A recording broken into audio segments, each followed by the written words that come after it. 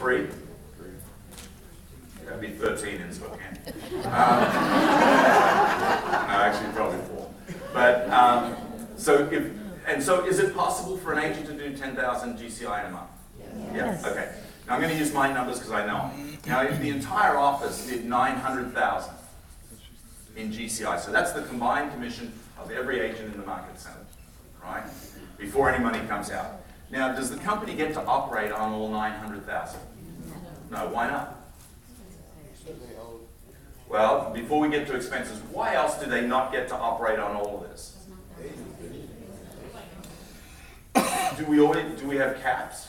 Yeah, and typically the agents who are capped, who are getting 100% of the commission, are you guys, right? The top producers.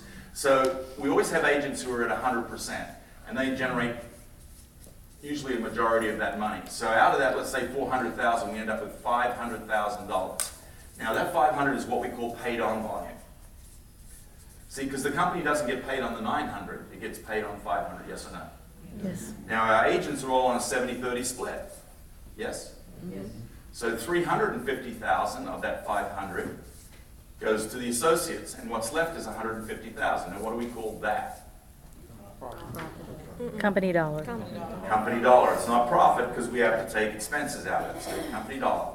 Now, out of that, we take the expenses to run the office. Now, in my case, about 90,000. And what's left is $60,000. Now, what's that? Profit. Now, in any other company, who gets that? The owners. Well, our owners have agreed to give approximately half of it back to those agents who helped the company to grow. It actually works out to be about 48%, but I'll do 50 to make the math easy.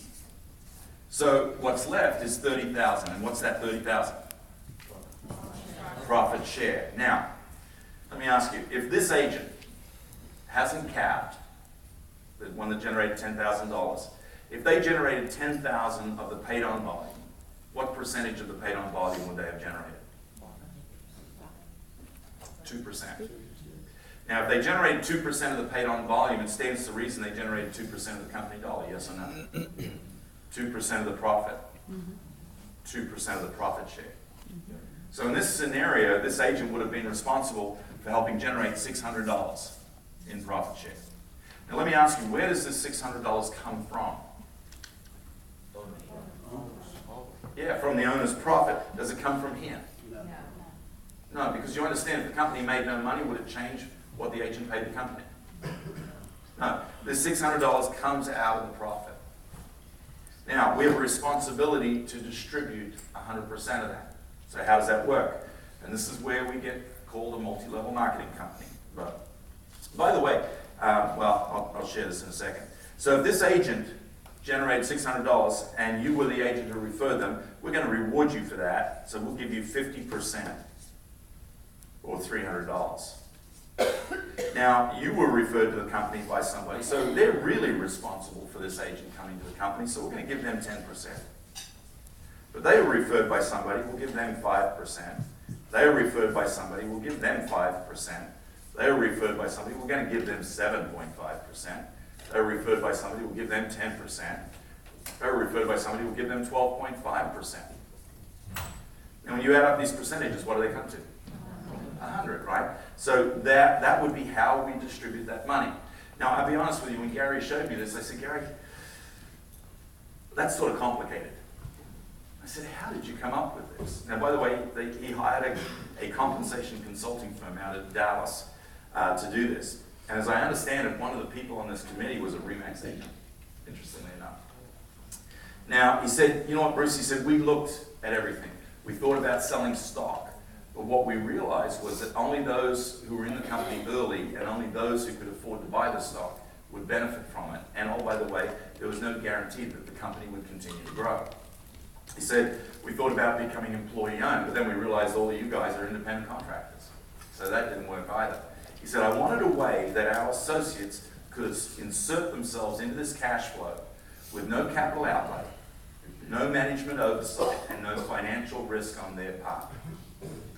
Did he accomplish that? Absolutely. Does it cost you to play? No. Do you have to manage anything or anyone? No. And if the company loses money, do they come and ask you for a a check. Sometimes we wish we could. Now, so here's the thing. So that's how the money is distributed. So let's talk about what's the opportunity. And the opportunity is this. So if this is you, if you refer an agent, you get 50%. Now let me ask you a question. What's the limit to the number of agents you can refer personally? No limit. Trick question. So anybody they refer, you get 10%. Anybody they refer, you get 5%. Anybody they refer, you get 5%. Anybody they refer, you get 7.5%. Anybody they refer, you get 10%. And anybody they refer, you get 12.5%. Anybody they refer, you get how much? Zero. Okay, now let me ask you a question. Why is it 50% here, 5% in the middle, and 10 and 12.5 on the bottom?